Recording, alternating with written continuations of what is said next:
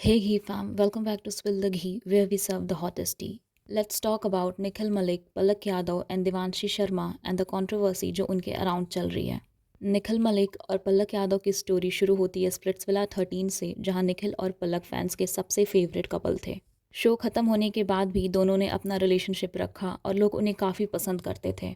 लेकिन अक्टूबर 2024 में उनका ब्रेकअप हो गया और उन्होंने इंस्टाग्राम स्टोरीज पर ऑफिशियली अलग होने का अनाउंसमेंट कर दिया।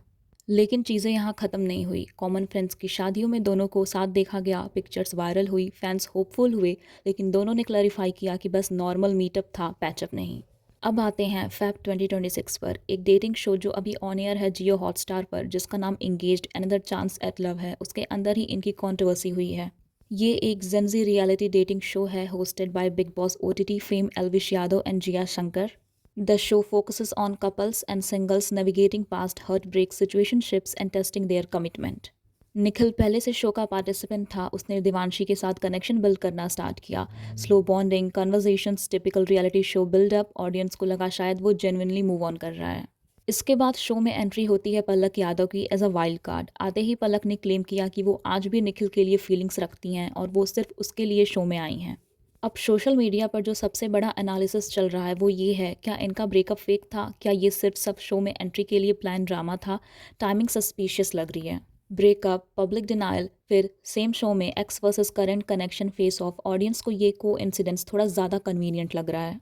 कमेंट्स में लोग क्लियरली लिख रहे हैं कि अगर इतना ही प्यार था तो शो के बाहर भी चीज़ें सॉर्ट की जा सकती थी, प्राइवेट स्पेस में क्लोजर हो सकता था। पब्लिक डेटिंग शो पर आकर ट्रायंगल क्रिएट करने की क्या ज़रूरत थी? पलक का बिहेवियर भी काफ़ी ऑब्सेसिव लग रहा है। कई व्यूवर्स को वो डेस्परेट लग रही है, जैसे वो प्रूव करना चाहती हो कि निखिल सिर्फ उसका है। लव के लिए फाइट करना अलग बात है, लेकिन जब इनसिक्योरिटी एग्रेशन में कन्वर्ट हो जाए तो परसेप्शन नेगेटिव हो जाता है, स्पेशली जब देवांशी के ड्रेसिंग स्टाइल और बॉडी पर कमेंट्स किए गए। वो चीज़ ऑडियंस को बिल्कुल पसंद नहीं आया। एक लड़की हो के दूसरी लड़की के अपीयरेंस का मजाक बनाना, उसके कपड़ों पर जज करना, उसकी बॉडी को टारगेट करना, ये सिर्फ राइवलरी नहीं, एक प्रॉब्लमेटिक बिहेवियर है। रियलिटी शो में कंपटीशन कनेक्शन के लिए होता है, कैरेक्टर एसोसिनेशन के लिए नहीं। बॉडी शेमिंग किसी भी कॉन्टेक्स्ट में एक्सेप्टेबल नहीं होता। इन तीनों के बीच बात इतनी बिगड़ गई कि वर्बल आर्ग्यूमेंट एक गंदी फाइट में बदल गया।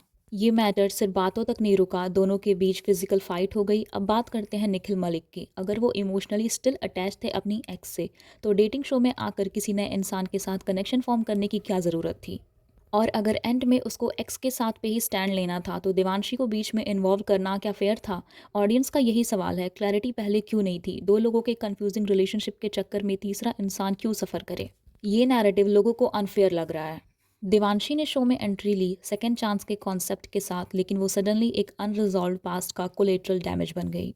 अब परसेप्शन ड्रास्टिकली चेंज हो चुका है। जो कपल कभी फेरी टेल टैग के साथ आता था, अब उन पर प्लान्ड ड्रामा और फेक ब्रेकअप फॉर रिलेवेंस के एलिगेशंस लग रहे हैं।